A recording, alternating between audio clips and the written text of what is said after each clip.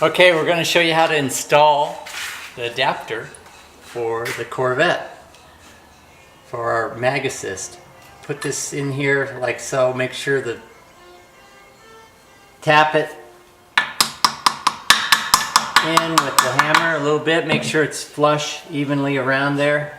Tighten up really tight your these set screws.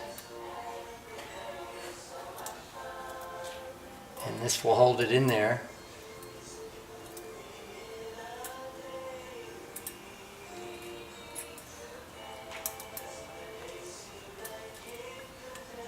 Just like that.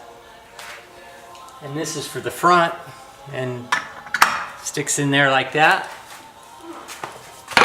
Pop the center cap out to install the wheel. Much easier. Now you can just rotate the wheel to line it up. Pull that out. Or you can leave it in on the Corvette and find your studs. But that's how it works.